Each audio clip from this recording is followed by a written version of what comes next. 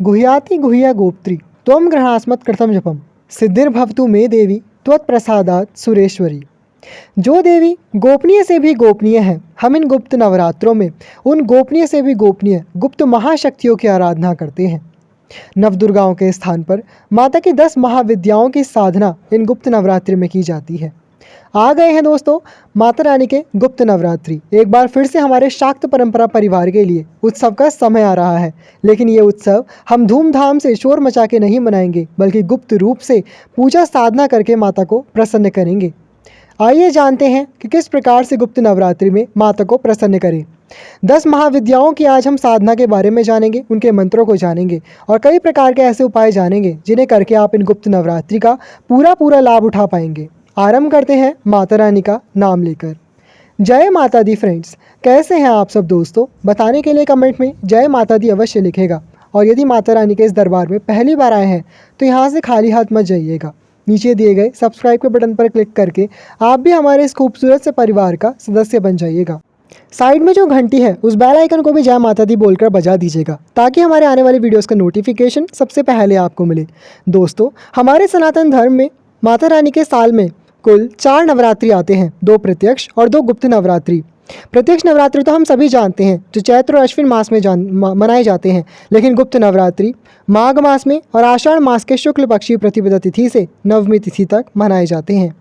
प्रत्यक्ष नवरात्रों में नव दुर्गाओं की आराधना की जाती है, वहीं गुप्त नवरात्रि में माता की 10 महाविद्याओं की गुप्त साधनाएं की जाती हैं। इनके अतिरिक्त और भी कई प्रकार की माता की शक्तियां होती हैं, जैसे कि यक्षिणी और अप्सराएं। इस प्रकार की भी कई प्रकार की साधनाएं, मोहिनी साधना इत्यादि की जाती हैं। क्योंकि संसार की जितनी भी शक्तियां हैं वो सभी आदि शक्ति का ही अंश, उन्हीं का स्वरूप है। साधनाओं के लिए विशेष रूप से शक्तिशाली समय होता है ये गुप्त नवरात्रि का समय। दोस्तों, इस बार हम बात कर रहे हैं आषाढ़ मास के गुप्त नवरात्रि की। इस साल 2023 में आषाढ़ मास के गुप्त नवरात्रि 19 जून से आरंभ हो रहे हैं और 28 जून को समाप्त होंगे। आपको बता दें कि पांचांग के अनुसार आषाढ़ मास के शुक्ल पक्षी प्रतिपदा तिथि की शुरुआत 18 जून 2023 को सुबह 10:06 से हो रही है। ये तिथि अगले दिन 19 मई को 2023 को सुबह 11:25 पर समाप्त होगी। ऐसे में उदया तिथि के अनुसार आषाढ़ गुप्त नवरात्रि की शुरुआत इस साल 19 मई से होगी। दोस्तों, गुप्त नवरात्रि की पूजा के लिए कलश की स्थापना का शुभ मुहूर्त 19 जून 2023 सोमवार को प्रातःकाल 5:23 से 7:27 तक है। इसके अलावा इस दिन अभिजीत मुहूर्त सुबह 11:55 से लेकर दोपहर 12:50 तक रहेगा। इस मुहूर्त में भी आप कलश स्थापना कर सकते हैं। दोस्तों, जैसे हम प्रत्यक्ष नवरात्र में माता की पूजा करते हैं, सामान्य जनसाधारण जो गृहस्थ लोग हैं वो इस प्रकार से भी माता की आराधना कर सकते हैं। माता के लिए जौ बोएं, उसके ऊपर कलश स्थापित करके उसमें गंगा जल, दुर्वा घास, पुष्प, अक्षत, 1 रुपये का सिक्का, सुपारी, जायफल, हल्दी की गांठ और ये सभी सामग्री डालकर थोड़े से अक्षत, तिल, जौ डाल करके उसके कंठ में कलावा लपेटे, उस पर एक नारियल, जटा वाला नारियल लाल वस्त्र में लपेट कर मौली से बांधकर आम के पत्ते रखकर, पंच पल्लव यानी कि 5 पत्ते रखकर स्थापित करना चाहिए। इन नवरात्रों की सबसे खास बात यही होती है दोस्तों कि इसमें किसी प्रकार के हमें अधिक कठिन नियमों का इत्यादि का पालन नहीं करना पड़ता। सिंपल साधारण रूप से भी सीधे सच्चे मन से आपसे जितना हो सके उतना भी यदि करते हैं, कम से कम भी करते हैं, तो भी उससे माता बहुत अधिक प्रसन्न हो जाती हैं। बिना कठिन नियमों के आप अपनी साधारण जीवन शैली जीते हुए भी माता की जो भी जितनी आराधना करते हैं, जितना समय निकाल करके, उसी से माँ अम्बा प्रसन्न हो जाती हैं। यही इन गुप्त नवरात्रों की विशेषता है। इसलिए जो लोग कलश स्थापना इत्यादि करके पूरे नवरात्रि के व्रत करना चाहते हैं, उस प्रकार से पूजा साधना करना चाहते हैं, वो करें, बहुत अच्छी बात है। थोड़ा सा करने से जब इतना फल मिलता है, तो वहीं जो लोग पूरे नियम अनुष्ठान के साथ संकल्प में बंद करके साधनाएं करते हैं, मंत्र जाप करते हैं, व्रत करते हैं, तो सोचिए उन्हें कितना फल मिलता होगा।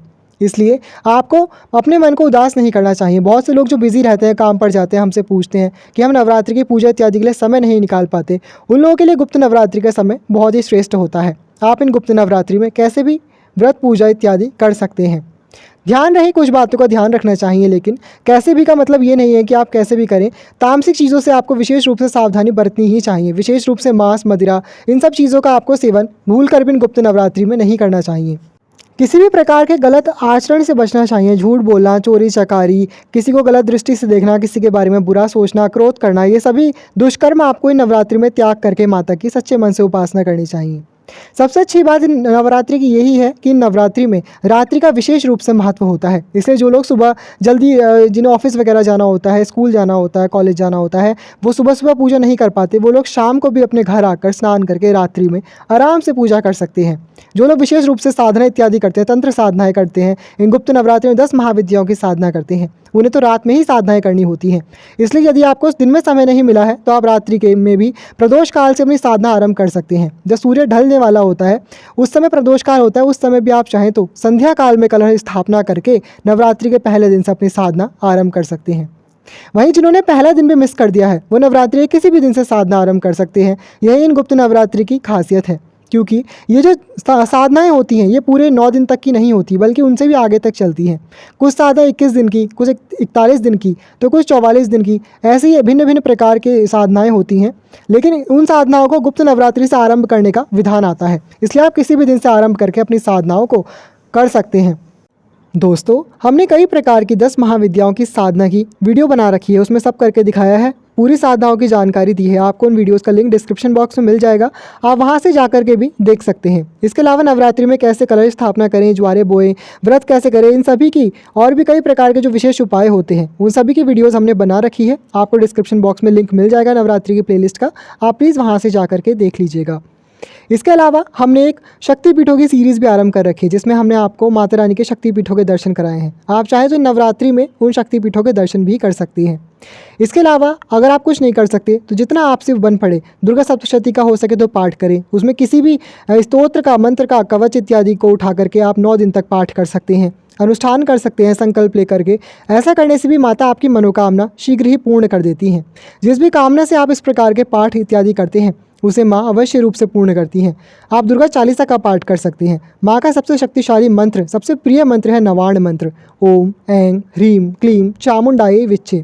जो लोग कठिन साधना इत्यादि नहीं कर सकते वो इस नवार्ण मंत्र का, बहुत ही सीधा सरल सा मंत्र है, बहुत ही शक्तिशाली है, लेकिन अपने आप में इसका जाप कर सकते हैं। सिंपल जाप कर सकते हैं, चलते फिरते माता के जयकारे मन मन में लगाएं। अगर आपको पूजा का बैठ करके करने का समय नहीं मिलता तो अपना काम करते हुए मन में माता रानी के जयकारे लगाते रहें, माता के मंत्रों का जाप करते रहें। इसके अलावा हमने नवरात्रि के नवार्ण मंत्र के ऊपर भी साधना की वीडियो बनाई है, आप उसे देख सकते हैं। जो पूरी विधि विधान के साथ अनुष्ठान करना चाहते हैं किसी विशेष प्रकार की मनोकामना की पूर्ति के लिए, वो उस तरीके से भी साधना के उद्देश्य से नवार्ण मंत्र का जाप कर सकते हैं। अब हम आपको बता दें कि नवरात्रि में कौन कौन सी 10 महाविद्याओं की साधना की जाती है एवं उन 10 महाविद्याओं की साधना का मंत्र कौन कौन से हैं। दोस्तों, माँ आदि शक्ति की प्रथम महाविद्या है माता काली। मान्यता है कि गुप्त नवरात्रि में माँ काली की उपासना करने से शत्रुओं का असर जीवन पर कम हो जाता है और नकारात्मक शक्तियाँ दूर हो जाती हैं। साथ ही सभी प्रकार के भय और रोग से मुक्ति प्राप्त होती है। इस दिन कम से कम 108 बार ओम क्रीम कालिकाय स्वाहा इस मंत्र का आपको जाप करना चाहिए। आप पूरे गुप्त नवरात्रि भी इस मंत्र का जाप करके माता की साधना कर सकते हैं। माता की दूसरी महाविद्या है माता तारा। इन्हें तारिणी के नाम से भी जाना जाता है। गुप्त नवरात्रि के दूसरे दिन माँ तारा की उपासना करने से जीवन में सुख एवं समृद्धि की प्राप्ति होती है। इनका मंत्र है ओम ह्रीं स्त्रीं हुम फट। इस मंत्र की भी आप एक माला जाप कर सकते हैं। ये जितनी भी मालाएं हैं सभी अपने आप में तंत्र मंत्र हैं। इस सभी की साधना के जाप के लिए रुद्राक्षी माला श्रेष्ठ होती है। वैसे सबकी पृथक पृथक अलग अलग मालाएं भी होती हैं, लेकिन अगर आपको समझ नहीं आता और अलग अलग मालाएं लेना नहीं चाहते तो आप एक रुद्राक्षी माला एक ऐसी माला है जिस पर कोई भी मंत्र साधना कर सकते हैं।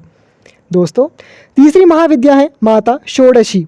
देवी षोडशी की पूजा करने से भौतिक सुखों के साथ साथ मोक्ष की प्राप्ति होती है। वह अपने भक्तों को सुंदरता, सौभाग्य और अन्य सांसारिक सुखों का आशीर्वाद भी देती हैं। गुप्त नवरात्रि के तीसरे दिन ओम श्रीं ह्रीं क्लीं ऐं सौः ओम ह्रीं श्रीं क ए ई ल ह्रीं ह स क ह ल ह्रीं सकल ह्रीं सौः ऐं क्लीं ह्रीं श्रीं नमः। ये माँ षोडशी का मंत्र है। आप इस मंत्र का जाप कर सकते हैं। मंत्र थोड़ा बड़ा है, आप देख लीजिएगा स्क्रीन पर क्या मंत्र है। इसके बाद चौथी जो महाविद्या है वो है माँ भुवनेश्वरी। मान्यता है कि माता की उपासना करने से वह अपने भक्तों की सभी मनोकामनाएं पलक झपकते ही पूरी कर देती है। उनकी पूजा नाम, प्रसिद्धि, वृद्धि और समृद्धि के लिए उनकी पूजा की जाती है। इस विशेष दिन पर ओम ह्रीं भुवनेश्वरयै नमः इस मंत्र का जाप करना चाहिए। यही माता के साधना का मंत्र है। दोस्तों, अगली महाविद्या है माता भैरवी। 10 महाविद्याओं में 5वें स्थान पर माता भैरवी हैं, जिनकी उपासना गुप्त नवरात्रि के 5वें दिन की जा सकती है। माता भैरवी एक शत्रुओं की विनाशिनी है और इनकी उपासना करने से साधक को विजय, रक्षा, शक्ति और सफलता आदि की प्राप्ति होती है। इस दिन ओम ह्रीम भैरवी क्लौम ह्रीम स्वाहा मंत्र का जाप करने से माँ भैरवी प्रसन्न होती हैं। दोस्तों, छठी महाविद्या है माता छिन्नमस्तिका। मान्यता है कि देवी की पूजा करने से आत्मदया, भय से मुक्ति और स्वतंत्रता प्राप्ति में सहायता मिलती है। साथ शुत्रुओं को परास्त करने, करियर में सफलता, नौकरी में तरक्की और कुंडली जागरण के लिए माँ छिन्नमस्ता की पूजा की जाती है। इनकी साधना का मंत्र है श्रीम ह्रीम क्लीम ऐं वज्रवैरोचनीये हूम हूम फट स्वाहा। इनके बाद आती हैं माता धूमावती। 10 महाविद्याओं में 7वीं महाविद्या है। इन्हें मृत्यु की देवी भी कहा जाता है। माना जाता है कि गुप्त नवरात्रि में माँ धूमावती की उपासना करने से कई प्रकार के दुख व दुर्भाग्य से राहत मिलती है। ज्ञान, बुद्धि व सत्य का आशीर्वाद प्राप्त कराती हैं माँ धूमावती। इस दिन जाप करें इनके मंत्र का ओम धूम धूम धूमावत्यै फट। इस प्रकार से माता का साधना का मंत्र है। 8वीं महाविद्या है माता बगलामुखी। शास्त्रों में बताया गया है कि माता बगलामुखी की उपासना करने से शत्रु पर विजय प्राप्त होती है और उसे सुरक्षा मिलती है। इनकी साधना का मंत्र है ओम ह्रीम बगलामुखी सर्वदुष्टानां वाचम मुखम पदम स्तंभय जीवाम कीलयम बुद्धिम विनाशय ह्रीम ओम स्वाहा। 9वीं महाविद्या है माता मातंगी। इन्हें तांत्रिक सरस्वती भी कहा जाता है। गुप्त नवरात्रि की 9वीं तिथि को आप इनकी उपासना कर सकते हैं। ये गुप्त विद्याओं की प्राप्ति कराने वाली हैं। इनकी साधना करने से ज्ञान का विकास होता है। इनकी साधना का मंत्र है ओम ह्रीम क्लीम हुम मातंग्यै फट स्वाहा। इस प्रकार से अब बात करेंगे हम 10 महाविद्या का। अंतिम और सबसे शक्तिशाली महाविद्या है माता कमला। इन्हें तांत्रिक लक्ष्मी भी कहा जाता है। इस संसार में सब कुछ लक्ष्मी से ही संभव है। आज के समय में लक्ष्मी बहुत ही महत्वपूर्ण है। सभी लोग धन प्राप्ति के लिए परेशान हैं। ये अपने आप में सरल और सात्विक भी हैं। सभी देवियों की अपेक्षा में ये अधिक सरल और सात्विक देवी कही जाती हैं। इनकी उपासना और साधना कोई भी आम साधारण जन भी कर सकते हैं। दोस्तों, मान्यता है कि गुप्त नवरात्रि के अंतिम दिन माँ कमला की साधना आरंभ करनी चाहिए। इनकी उपासना से धन, ऐश्वर्य और समृद्धि की प्राप्ति होती है। साथ ही जीवन में आ रहे सभी दुखों का नाश होता है। इनकी साधना का मंत्र है ओम ह्रीम अष्ट महालक्ष्मी नमः। दोस्तों, इस प्रकार से कर लीजिए इनकी साधनाएं। जो भी विशेष रूप की साधनाएं करना चाहते हैं उन्हें 1.25 लाख मंत्र को जाप करके मंत्र को सिद्ध करना चाहिए। उसके बाद अंतिम दिन पूर्णाहुति करनी चाहिए। दोस्तों, अपने मंत्रों के हिसाब से आपको 41 दिन की या 21 दिन की आपको साधना करनी चाहिए। अंतिम दिन आपको पूर्णाहुति में दशांश हवन करना चाहिए। कन्या भोजन करा करके साधना को संपूर्ण कर लेना चाहिए। वहीं जो लोग इतनी बड़ी बड़ी लंबी साधनाएं नहीं करना चाहते, आजकल सब लोगों के पास समय का अभाव है, सब थोड़े ही समय में माँ की कृपा प्राप्त करना चाहते हैं, तो वो इन मंत्रों का सरल भाव से पूजा के समय 1 माला रुद्राक्षी जाप भी कर सकते हैं। आप चाहें तो पूरे नवरात्रि में एक ही 10 महाविद्याओं में से किसी एक की साधना कीजिएगा, एक ही के मंत्रों का जाप कीजिए तो अधिक फलदायी होता है। वरना सभी की थोड़ी थोड़ी कृपा प्राप्त करना चाहते हैं तो प्रतिदिन सबके थोड़े थोड़े मंत्रों का जाप कर सकते हैं। ध्यान रहे, जो सुहागन स्त्रियां हैं उन्हें माता छिन्नमस्तिका की और धूमावती की साधना का मंत्र नहीं जाप करना चाहिए।